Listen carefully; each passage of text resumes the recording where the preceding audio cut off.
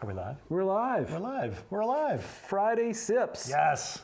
Favorite part of the week. Some whiskey. It is the best part of the week, It isn't really it? is. It really You can look at it as preparation. Yes. For a weekend. Yeah. You can look at it as the end of a week. Recuperation. You can look at it like we do, is why wouldn't you sip whiskey in the middle of the day on a Friday? I see no reason not to. It's snowing out. What else are we going to do? It is snowing out. And it put me in a situation where I had to deal with my favorite first world problem. I had to put the top up on the convertible because there was enough snow that it was getting down in the car. You can't have that. Very first world. Very first world. Well, speaking of first world problems. Piles of whiskey. Yeah.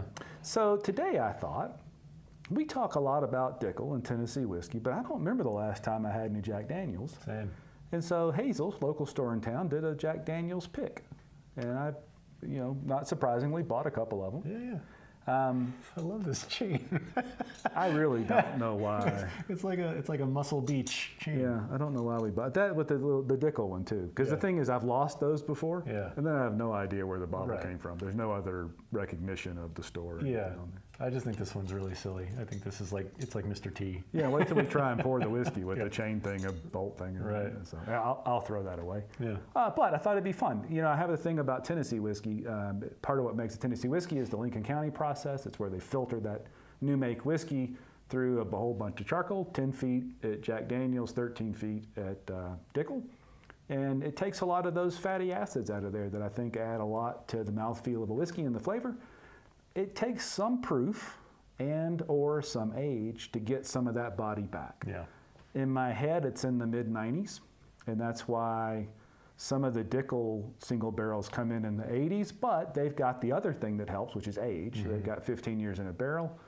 Let's see if 94 proof, which is what this one is at, does it. Now, a lot of these Jack Daniel single barrels are at barrel proof, but according to my buddy at Hazel's, the problem was they were told there weren't going to be any barrel proof ones. You want the actual, I don't remember which. Camera 3. Go to camera 3. Camera 3. Go to camera 3. There weren't any barrel proofs available. It turned out that was a lie, and so he ended up with these 94 proofs. I don't mind. We're going to give it a try. Yeah, why not? It's got beautiful color, first of all. Yes. And it's funny.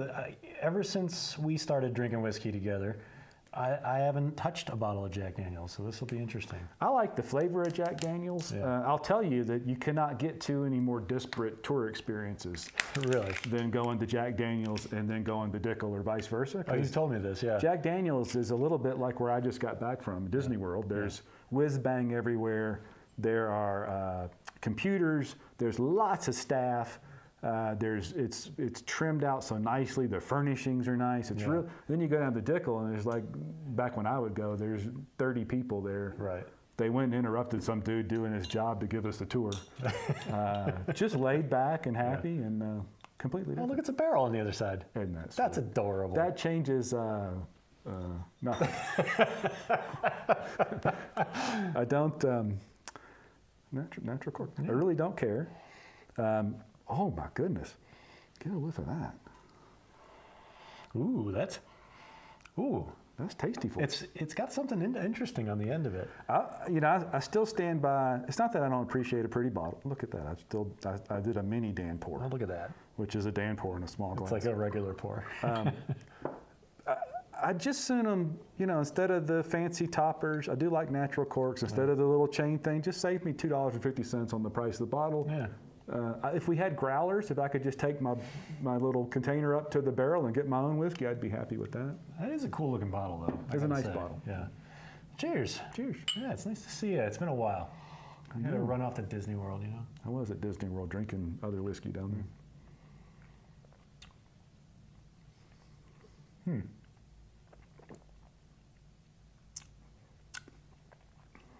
Does not live up to the nose. It does not. Man, it's I have this such a close association with Tennessee whiskey and Dickel, and this tastes nothing like Dickel.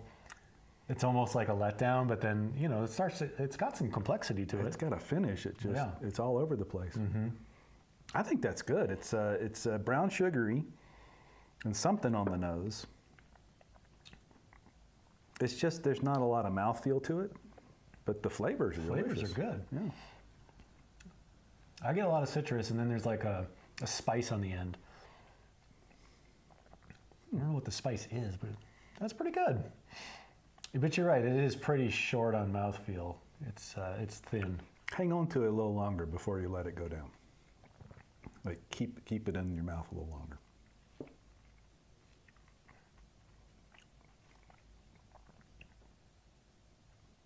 I think that's good. It's a nutty something on the end. Yeah. If it's spice or like an almond. That's a different one. It's unique. I mean, probably because I haven't had it in a long time. I've never had a problem with the flavor of Jack Daniel's whiskey. What I bristle at is 80 proof Jack Daniel's that's probably barely 4 years old. Yeah. Of course, they don't get any tip on, let's see, does this give us any tip on how long? We know the barrel number, we know the bottling date, but we do not know when it went in. So we have no idea how old it is. I'm going to guess that it probably isn't a whole lot older than most of them. I think it's, here's the notes. Let's see if this helps us any. Signature offering, single barrel, subtle notes of caramel. How about that? Spice, bright fruit notes, sweet earth. You nailed it. Yeah. Yeah. I didn't even read it beforehand. The other component we need to talk about is what does that bottle cost? I don't know. I didn't buy it. So normal price, I believe, was $47 or $48. Okay. And Hazel's had them on sale for $37. That's a good bottle for $37. I think that's a hell of a bottle Yeah. for $37. It pales in comparison to this, though. I mean, Yes, but it's $20 some odd dollars. exactly. Yeah. I don't know. Probably 10 years younger. Probably.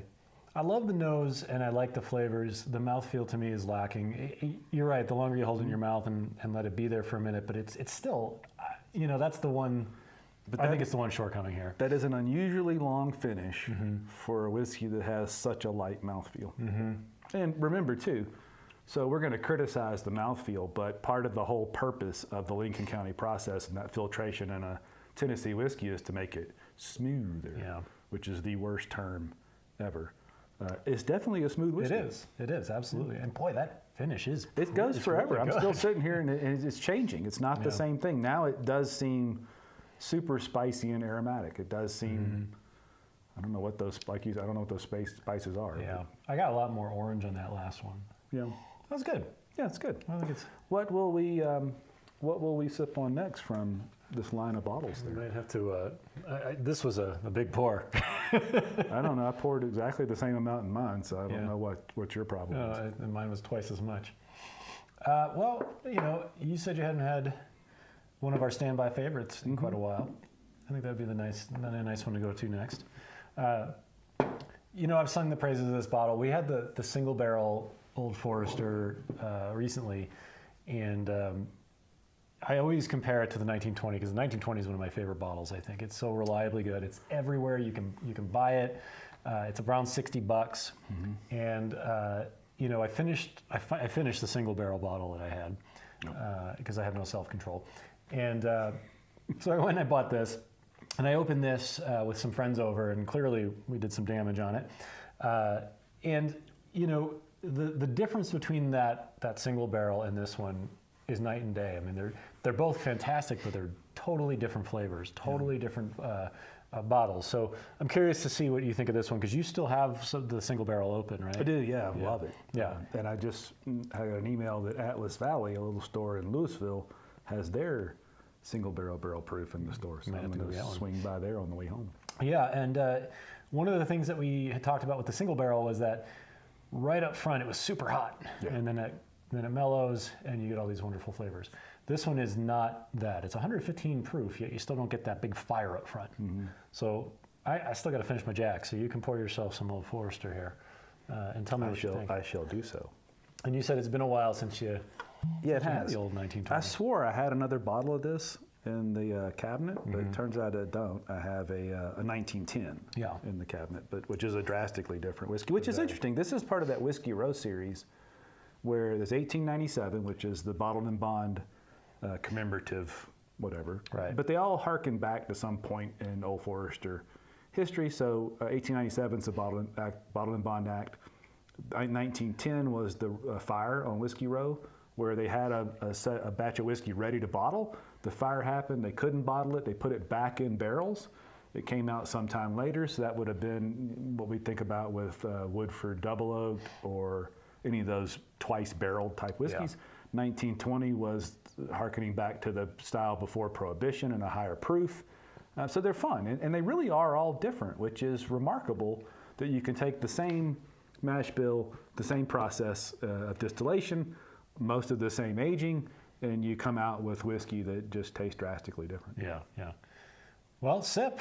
I have way too much Jack here still. I don't know why I can't get my little picture-in-picture thing going. Oh, well. All right. Would you be offended if I poured this out so that I could? Because I really want some 1920.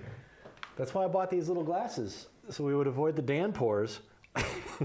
Well, so I think what you've mistaken is that you were thinking a Dan pour is an absolute amount or volume of liquid. It's just relative. It is a relative percentage to the size of the glass. So you can have a Dan pour in that tiny little glass. It just isn't as much whiskey. Well, that's almost a Dan pour. No, that's a Mark pour. That's a Mark? You think that's a Mark pour? Yeah. All right. Luckily, it's 1920. It's a good thing to have too much of. Oh, so good.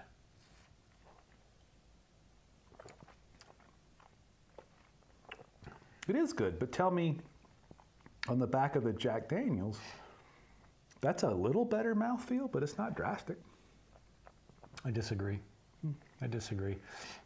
You know, it's not drastic. Okay, I'll give you that, but it is noticeable. Yes, it is clearly noticeable. Yeah, I mean, it's not like you're chewing on it, you know, but it's definitely a better mouthfeel. I'm going to tell you, it has been a while since I had that. I stand by Old Forester 1920, Four Roses, Small Batch Select, two of the best bottles you will ever buy that are just sitting on shelves under $100, and they're way under $100. Yeah. Both are around 60, 65 bucks. Mm-hmm. Shockingly good. This is delicious. Yeah, and it goes back to our whole conversation about one of our bottles of the year, which is the Dickel single barrels, and this is a $60 bottle. You just can't go wrong with these. At least we haven't so far. I can't possibly go wrong with them. I did a little video I'm going to put up soon where I pulled all of them out. I've got those from 5 different stores. Yeah.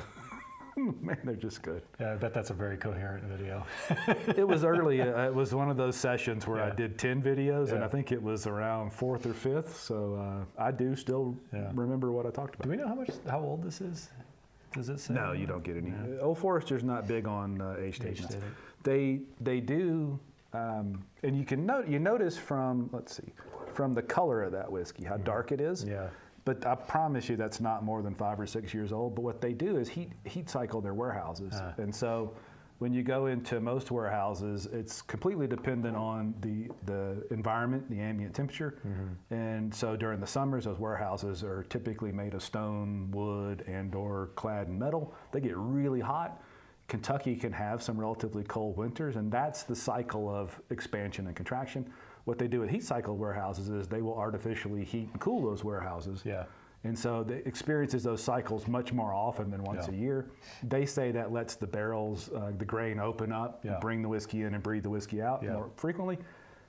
Yeah. I wasn't really sure about all that until that barrel proof whiskey. Those things, they're only 5 or 6 years old at most, and man, it's good. But you see how dark that whiskey is, and there must be something to that process. We got a comment from Bender. He says, great way to measure a pour relative to the size of the glass.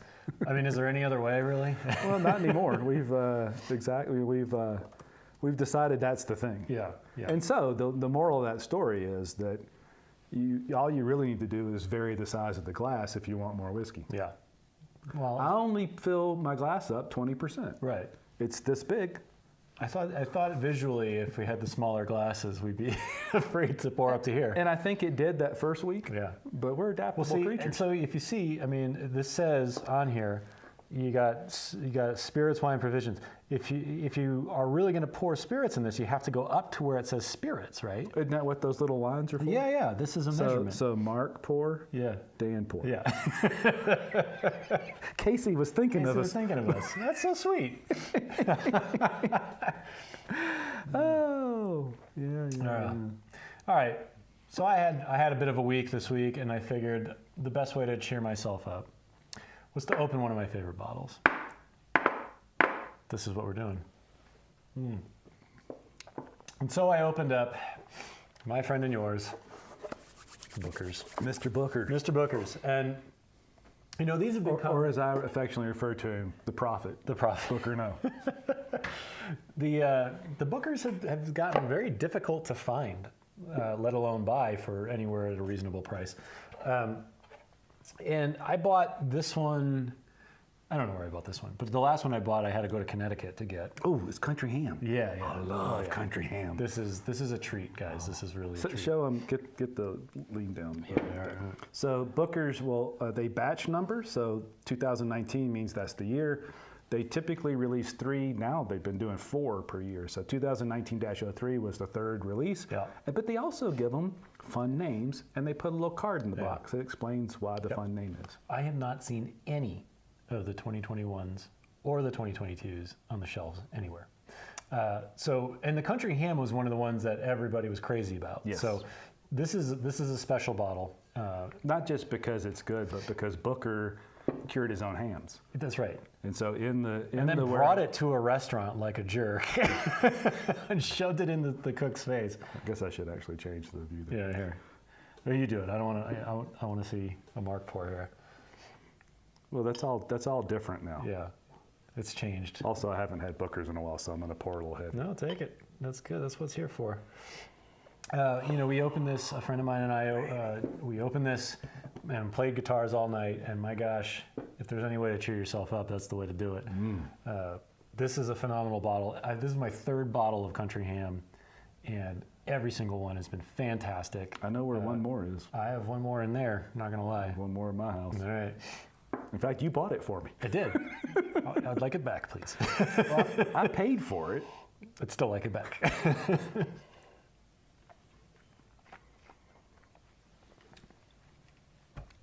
I mean, how do they do that? How? When we care about age so much. Yeah. How do they go from new make spirit in a barrel to 6 or 7 years and get that much flavor out of it? It's really incredible, and I hate to sing the praises like that, because then the price goes up every time somebody's like, Bookers. It's cute that you think we have that much influence. I'm a legend in my own mind here. Oh, God, that's good. It really is, and I hate to say it, but this is still at $100, which is what I bought this at. Still worth it. It hurts so bad. It does, but it's still worth it. It's still worth it. It's going up though. I mean, I could if I put this on the secondary. I mean, what do you think this is fetching now? Normal bottles like that, 120 to 150. Okay, so still pretty reasonable. I wouldn't pay 120 to 150. That's where we are. 20, because so retail's 100. Yeah. A 20 to 50% markup. We're not going. That's all right. Yeah. I bought my first bottle of Bookers at $60, which I thought was a value, and you scoffed at that. Well, I didn't buy it much less. When I started buying Bookers, it was 2012 or 13. Mm-hmm. I paid $20 for a pour of Bookers in an Orlando hotel at a conference. Melted my mind back then. And back then, I lived in Alabama. I could buy them anytime I wanted, whenever they came out, for $54 or $56 a piece. And I did. I bought one of them. You know, the first time I had Bookers was with you. At the Bluegrass in Old Town Arvada. There you go. Yeah, I remember that day. Yeah, we did a rye flight that day, too. Yeah, we did the rye flight. Whistle pig action. Yep. But I said, you said you'd sung the praises of Bookers. I said, well, I got to try it. Yep. So I had 4 Bookers. I'll tell you this, too. So Booker No came up with this idea of small batch whiskeys in the 80s, late 80s. And small batch has no real definition in the TTB or the rules. And so for a company like Beam, it can be a pretty big batch of bottles. I don't know. It's publicly available if you Google it, how many typically batches are in a Booker's batch, but they used to sit around with prominent people because the idea is that the original small batch whiskeys were Booker's, Baker's, Knob Creek, and Basil Hayden, and they were all styled after prominent people in the Jim Beam history and how they liked their whiskey. Booker No, like his daddy and his daddy before and his whatever, they liked their whiskey right out of the barrel, and that's where that came from. And that was the first really commercially available barrel-proof, uncut whiskey. You try and think, well, it's all the same whiskey in that batch except for Basil Hayden. That's a different mash bill. But we've tried it. We've bought the Bakers, the new 7-year-old single barrels. Should be close, just not as good. They're good, not as good. Not as good. The Knob Creek, $27 or $30 bottle, 9 years old, great for the money. Just not the same. So there's something to where they put those barrels. There's something to how they pick those barrels and what they're looking for. Booker's is just truly unique. And if you are going to spend $100 on a bottle, you just won't be disappointed. Yeah. If you like bourbon now. Right. If you're a cocktail person, you don't like big, bold flavors, you're probably not going to be a fan of Booker because it is a mouthful of bourbon. But yeah. And also, you should to note, we have tried the Little Book, which is a blend of different. Who knows? Whatever. Booker's is in it, Basil Hayden's is in it. Sometimes. Yeah. I mean, it's a mix of things. And the last one I had was Chapter 3, I want to say, which was... It was good. It was good, but I mean, I think I paid, and I got, again, Little Book is off the charts in price too now, but when I bought it, I bought a bottle of Booker's at the same time, and I paid $87 for the Booker's and $110 for the Little Book. And I feel like that should have been swapped because I think the Booker's is just a better product. Was Chapter 3 the one that had all the small batch but older versions of? That was delicious. Now, so Freddie No does that. So this is Booker's grandson, Fred No's son. I love what he's doing with that. He's got a great palate. And they've built the James B. Beam Jr. Distillery, which is an experimental distillery, so Fred and Freddie can get in there and really try some stuff. So I certainly encourage us. We talk about the small distilleries being the ones to innovate. And look, they're not going to innovate too far out of the box. Right. But it is within the big distilleries a pretty cool thing that they're doing with Little Book. And that's Freddie's thing. He blends that himself. And that's our future. Yeah.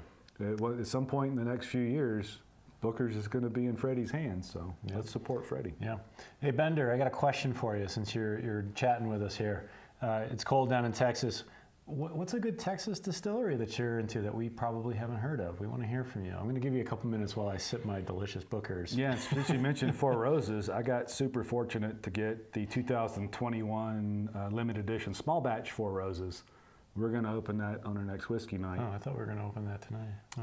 I need more of us around. It's not that you're not good enough. You're just not enough. I'm not enough. I want to share. I want our other friends to taste I got you. I got you. But what we're going to do with that, similar to what we did with the Old Forester Barrel Proof in 1920, is we're going to open that bad boy with the Four Roses Small Batch Select and decide, is a $200 retail bottle that's got 12 to 16-year-old whiskey, because the bit with... We'll talk about the bit. But is that worth that versus how freaking good Small Batch Select is for $60? I mean, we talk a lot about price. It's hard to beat it at that price. So it's hard. Got to be. It's going to have to be phenomenal. Good. Yeah. But we've done that with. We did that with Stag. Yeah. We opened up your 2020 Stag. We drank on that. We drank my 2019. But then we took that 2020 and put it up against, I forget which batch, Stag Junior.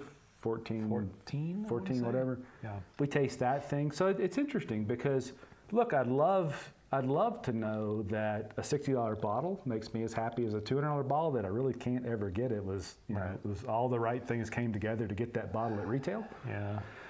But it doesn't always work out that way. The Stag was definitely better than the Stag Junior. They're both phenomenal. By a mile. There's a lot of people that call Stag Junior Batch 12 the GTS killer. I think they're drunk. It's not. It's not. It's good. George T. Stagg is something special. I mean, I hate to say it because I know everybody wants it, especially since they didn't do it this year. But we'd love it to be practical, but it didn't. It isn't. I was lucky to get it. I don't know the next time I'm ever going to get it, but I'm glad I got it. And we're going to get it every time. We're just not going to get it in 2021 because they did not do one that year. Right. Cool. This is fun. What else? Are we going to sip anything else before we turn the cameras off and keep sipping stuff? I don't know. What do you? Before we stop the proof? I got a lot more stuff. Well, let's do that. So Bender clearly he might have checked out. Turned away and drank some more of his Four Roses single barrels, which are awesome. Yeah. Look, I love. We ought to drink more Four Roses because every time I do, look, Balcones. Yeah. So Balcones good two choices: Balcones and Iron Root. Balcones interesting because the fellow that started it, whose name I don't remember, they ran him out of the company at some point a few years ago. Isn't it the one that you've said you keep saying you have your eyes on? I really want to try it, and it's available here. I don't know why I haven't, but they do a blue corn whiskey. Bender, if you've had the blue corn whiskey, let us know how good that is. But two good choices, Balcones and Iron Root Republic. I do want to try more of that. They've done some interesting things with that, but they did run the founder out, which I guess as somebody who started business before kind of rubs me the wrong way. Yeah. But maybe he deserved it. I'm insufferable too, so I can relate. Well, I knew a guy that started a brewery made great beer. Before they had the brewery, he would have a freezer, a chest freezer, he converted into a tap. So there was 10 taps on the outside. Yeah. We could text him. He'd open the garage. We could walk in. That was lovely, but he was an insufferable ass to work with. His company ran him out too, so maybe that's just a thing. Yeah. I don't know, but the whiskey's good. Yeah. Blue corn. So Bender says, oh, the True Blue 100 is his go-to, loves it. So corn whiskey's kind of cool. Different rules. So where bourbon and rye and some other whiskeys share something similar in that it's 51% corn. The rest could be what you want. It's got to go in the barrel. Corn whiskey actually has its own designation. It's got to be at least 80% corn in the mash bill. It can go into not new barrels. It's got to be used barrels and or uncharred new barrels. So it's a different thing. Mellow corn is the one you can find anywhere. $15. So weird. Heaven Hill product. It's a funky thing. It's its own thing. But a good corn whiskey, and Bender, who we're super happy is watching live, says True Blue 100 is a go-to. Try it. Corn whiskey's different. You can do some fun stuff with it. Not only does it sip good, make some interesting cocktails too. All those definitions he just sprouted out, and I was nodding along. I had no idea. Every time I'm like, Mark, how does this work again? He's got all the dictionary definitions. Don't worry about that. Corn whiskey's kind of fun. Yeah. Try it. It's kind of close to moonshine. A lot of moonshine's all 100% corn. Yeah. Mellow corn's 90% corn. I don't know what the thing is with True Blue, but since it says True Blue 100, I'm guessing it's 100% corn. There have been few whiskeys that have stopped me in my tracks like Mellow Corn did. It's just because it weirds you out? It's so strange. It's worth trying. I mean, it's like $15. It's $15. Get two and dump one out. I don't care. Like, just try it. It's weird. It's different, but it's fun. It's like at our whiskey nights. Yeah. I think that's where we tasted it. Oh, sure. I have it open all the time. Yeah. I don't know why. I don't know what to do with it. You will never have a better conversation at your gathering than you will if you crack open some. Because it is the corniest label you'll ever see in your life. It really is. All right, so the main thing is, and there you go, 100% corn, 100 proof. That's where True Blue 100 comes from. And there's holy crap, there's a cast strength version. Bender, we're coming down. We're coming to Texas, or you come to Colorado, each other, we're going to drink some blue corn. Yeah. Try it. Try something. That was something we really learned in 2021 is that there are some great things happening outside of Kentucky. Mm-hmm. Go try those things. Yeah. This has been great. This has been fun. I'm out of whiskey. I am too. That is unacceptable. That is. We'll get some more whiskey. We'll come back next Friday. We'll sip live. Thanks, everybody. Bye.